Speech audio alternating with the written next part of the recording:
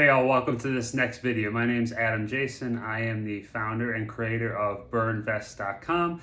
If you've been with us, you know that my goal is to use my decade of experience as an attorney and real estate investor using the BRRRR strategy to help make the process and reaching your goals of wealth, financial freedom, everything through the BRRRR strategy as easy, cost-effective, and secure as possible by bringing you my knowledge and experience both as an investor and as an attorney.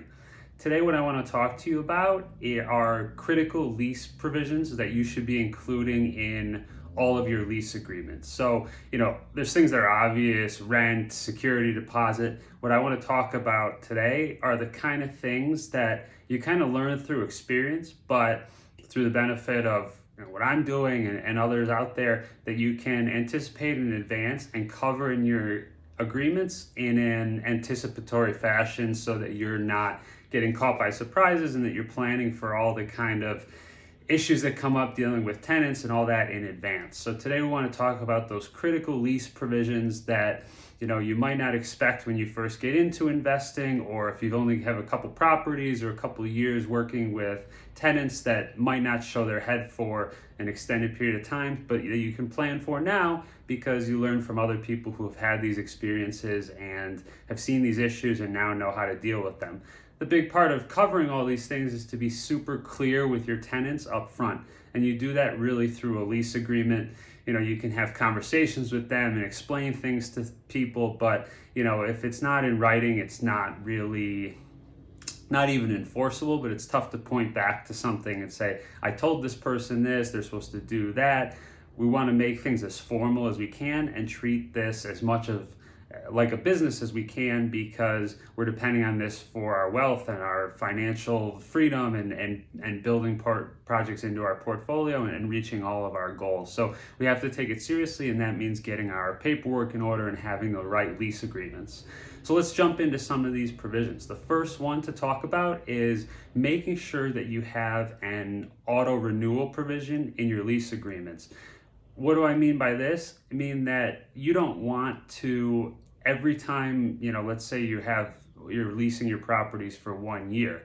At the 9-month mark, 10-month mark, 11-month mark, you don't want to be in a situation where you're at that point having to renegotiate with a tenant, sign another lease, go back and forth with paperwork, all of that. You can cover this very easily by making sure that in the initial lease agreement that you sign, it simply states, and if you go to BRRRR.com, you're going to be able to use the lease agreement that I use for my portfolio and that I give to my clients to use. But basically, you want to say in that lease agreement that this will renew for the same set term that you're currently in. So if it's a year, it will renew for another year automatically upon expiration of the initial term. So if you're set for 12 months, at the end of that initial 12 months, it's going to automatically extend for another 12 months. What I like to do in connection with that, and again, it's to avoid that renegotiation of a tenant saying, oh, I'd really like to change the price, or circumstances have changed, I think I should be able to get a discount, is to kind of take that off the table to the extent that you possibly can and include what I call a rent escalator provision. So basically what you're doing there is setting a percentage increase that every time the lease renews, the rent's going to go up by that amount. So what I like to do is 5%, for example. So for first month's rent is $1,000 a month, and then every year after that, it's going to compound by 5% for each lease renewal period that we have. This again saves you the time of having to figure out, should it be 3%, 5%? You have a lot of properties, it can take a lot of time to have these individual negotiations with each person. Even if you only have one property or getting started, it's just something to cover up front so that you're not spending more and more time or potentially opening yourself up to a situation where you're renegotiating lease terms and all that. It's so much easier just to make this automatic.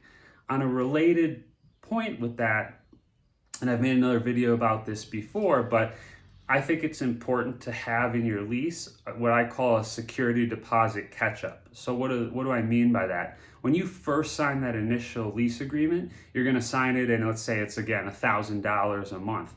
As that tenant stays in the property for a number of years and we have our rent escalator provision pushing up the price of the rent, you're eventually going to have a gap between that initial security deposit you took. Let's say it was equal to 1 month's rent, so that initial $1,000, and what the rent currently is now. You get a few years down the road, for example, and let's say that rent has increased to $1,200 a month. Well, at this point, you now have a $200 gap between your security deposit and the monthly rent. I like to make sure that in each renewal period, the security deposit has to catch up to the lease amount. So if in the first year, the lease amount per month goes up $50, I add another $50 to that first payment in year number 2, so that the security deposit is always equal to the monthly rental amount. Why is that important? You don't want to be in a situation where you have somebody in a property for several years, and at the end of their period of staying with you, leasing the property, you have a big gap between the lease amount and the security deposit amount, which you would be needing for repairs, everything like that. Any just touch up or repaint, anything that you would generally apply your security deposit to. If you had a tenant that was not the same one for an extended period of time, you're going to want to make sure that you don't have that gap, so that you're not having to fund things out of pocket to the extent you possibly can prevent that. I think more than ever now, it's important to really have strong, strict penalties in your lease agreements for late payment.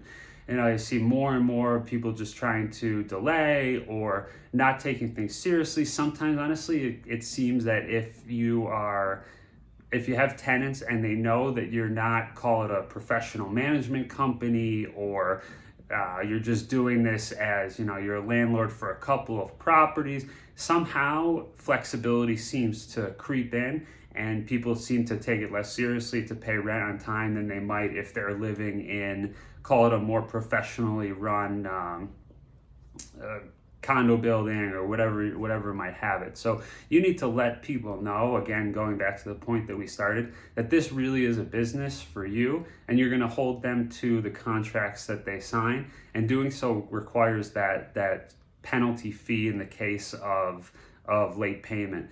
5% on top of the rental amount each month works. You can have a daily penalty, just being careful kind of about getting into what might be considered usury or too much interest, depending on the jurisdiction that you're in. But the point is to have a penalty provision that's enforceable and that you actually enforce, and let people know, let your tenants know that this is a business for you and you plan to run it as such.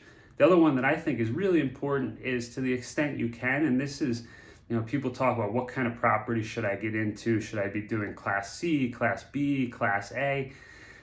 I like the better properties for my portfolio, because with that generally becomes a kind of higher and more selective set of tenants. But what that also, I think I found, lets me do is put more of the costs of maintenance of the property on the tenant, primarily with respect to utilities. If you have a property that, let's say, requires $200 a month in utility maintenance, that's going to cut big time into your cash flow if that's coming out of your pocket. So I like to make sure that, at least with respect to gas, electric, if you have plowing, if you live in a cold weather city, or cutting grass and maintenance, those kind of things, if you're doing single family homes, I like to put those on the tenant. I usually take the water bill and sewer, that's pretty standard in the markets where I invest in. But to the extent you can, you want to make sure that your lease agreement is putting those obligations on the tenant. One thing to be really careful of is, you can have that in your lease agreement, but kind of as soon as you turn over the keys to the tenant, you take the risk that they're not actually going to comply with that provision. So I think it's really important to, before you hand over possession of the property, to make sure that you get proof that the utilities have been put in the name of the tenant for the property, rather than keeping them in your name and assuming that they're going to pay or trying to collect that money later. It's great to upfront know that with the electric company, whomever the utility provider might be, that the tenant is the registered person that's obliged to pay for those obligations with those companies. So make sure you see that proof of paperwork before you hand over the keys, and it'll save you a lot of hassle down the road, or trying to collect money out of a security deposit because you had to front utility bills. Make this as easy as possible on you to have that kind of passive income source that we're all looking for. Other thing you want to do, I think is really important, is dealing with vacancies. Life circumstances for people change quickly, and a lot of times that leaves the landlord holding the bag in terms of a property that they now need to find another tenant for, potentially pay another property management fee to a company who's finding you tenants.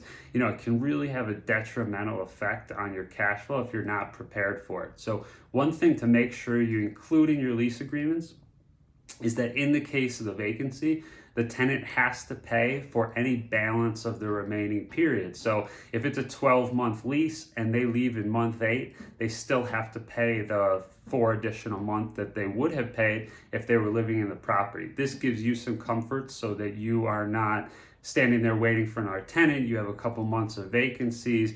Also think if it's in a tough month, if you're in a cold weather city again and trying to rent a property in the middle of winter or around the holidays, you got to give yourself some flexibility, and the tenants have to understand that it's not a simple pick up and go whenever you want kind of thing. That expectation certainly has to be set early on and in your lease agreement, so that it's clear that if they leave, they should be expected to be charged for those additional vacancy costs that you would otherwise have to bear. Could have a huge impact on your cash flow and the success of a project in a given year, so make sure you have it. These are the kind of things, as I started the video with, where you can see, like, okay, they might not be your standard contract provisions where you think about them up front and anticipate issues, but that's so much of what being a great investor is understanding what your downside risks are, what things can go wrong, how can they impact your portfolio, and more importantly, how can you prevent them. At BRRRR.com, if you sign up for us, and I've made it super simple, free trial, one-time payment, lifetime access, you're going to get access to the lease agreement, construction contract, property management contract, all of the tools, resources I use and I've used for the last 10 years and I've shaped over that time when it comes to all of these kind of issues that I've seen in my own experience. You're going to get access to all of that, so you can use those same contracts with all these anticipatory investor-friendly provisions to use in your own portfolio. We're always upgrading them, so as I see more issues, you get to learn through my experience, and I add contract language and leverage my experience as an attorney to make things as easy as possible for you guys to be doing as many deals as you possibly can, securely, generating more cash flow in a cost-effective manner. So come join us at BRRRR.com. I'll include a link in the description. I hope you guys are enjoying these videos. Some parting words. Remember, again, to treat this like a business. You want to have your agreements in place. You want things formalized. You want the relationship to be clear. And to the extent you can, take any kind of ambiguity out of the relationship between you and your tenant. You have to have a sound lease agreement. I see a lot of people who will just find something on Google and change the name and do that. You're not doing yourself a service, because you're taking an agreement that you don't know who prepared. Was it attorney prepared? Is this in favor of the investor, or is this in favor of the tenant? Get the resources you need and make the investment in your portfolio. They're going to pay off over the long term. People also will hire attorneys, and I see this, and they'll ask them to prepare provisions that are friendly to BRRRR investors. Well, the attorneys come in all shapes and sizes, but a lot of them are not BRRRR investors or even real estate investors. So asking them to do that can be a mistake as well, because again, so much of this is just anticipating issues that can come up, and we do that together. So make sure that you're taking care of yourself, taking care of your portfolio, so you don't have any setbacks on your journey to your goals. Thank you so much for being in this video, and I'll see you in the next one. Thank you.